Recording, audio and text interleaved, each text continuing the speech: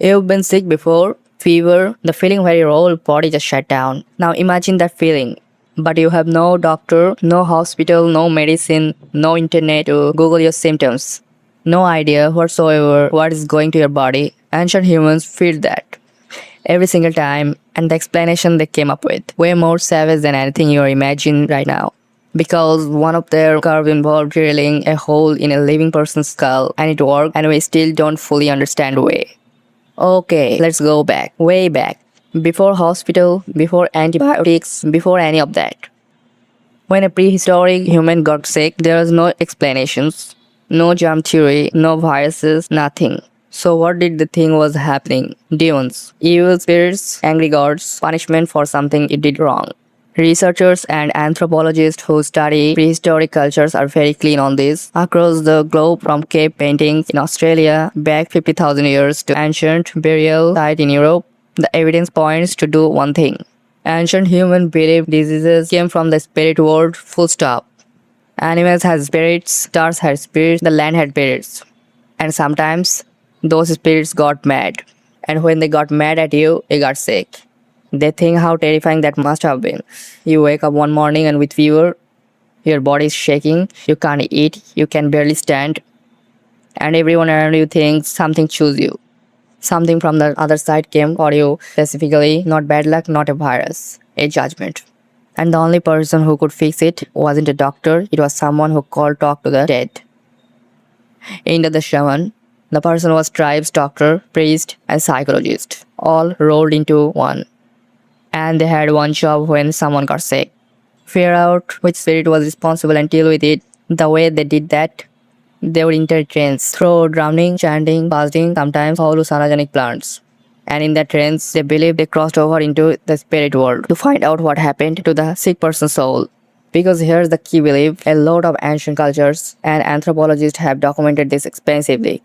Believe that sickness meant your soul had been stolen. Soul loss, that's what they called it.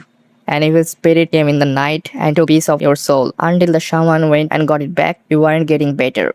People around the world today still believe this. That's not a knock on them, that's anthropology. Because here's the thing about shaman body talks about. Sometimes it works, not because they talk spirits, but because they also use real plants, real herbs, real root. They were experiments with medicines, they just didn't know it yet. But what happened when the shaman's chanting wasn't enough? What happened then? That's where things got truly disturbing. I need you to look at something.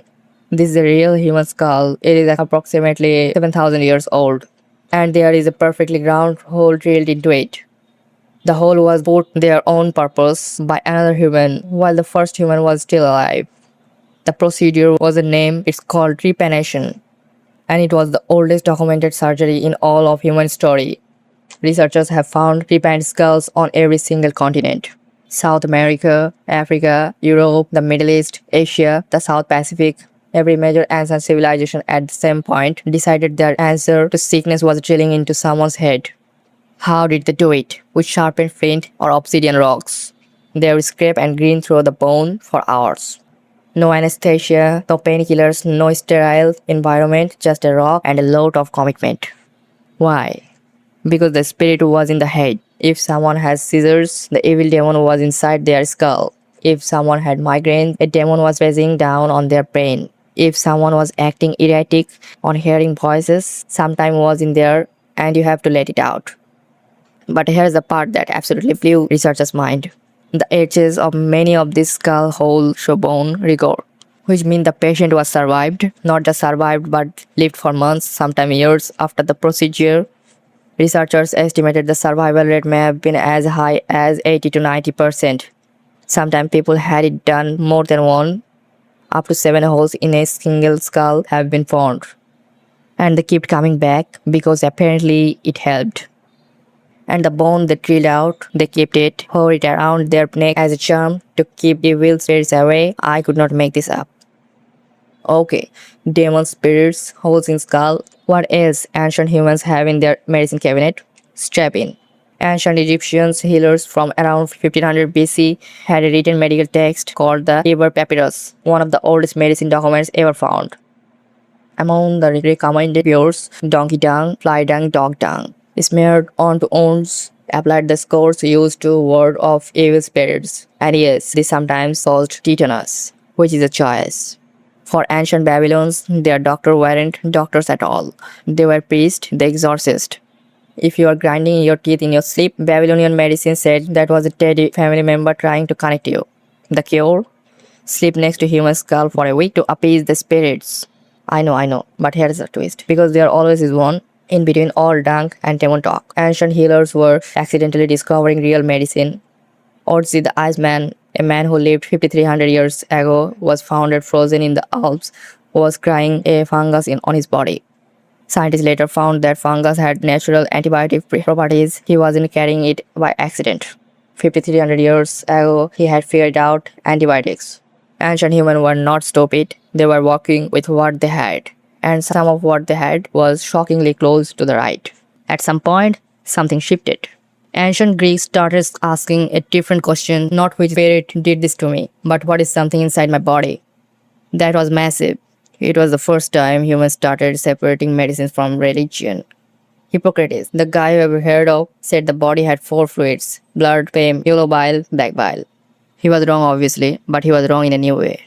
He was wrong using reason, not religion, and that changed everything. Think about the full arc here. From a demon stole your soul to a shaman is going to negotiate with the spirit world to let me drill this hole in your head to let it out, to maybe your body has fluid that got out of balance, to oh wait, tiny invisible organism are worse making you sick. The last leap, germ theory, didn't happen until the 1800, less than 200 years ago.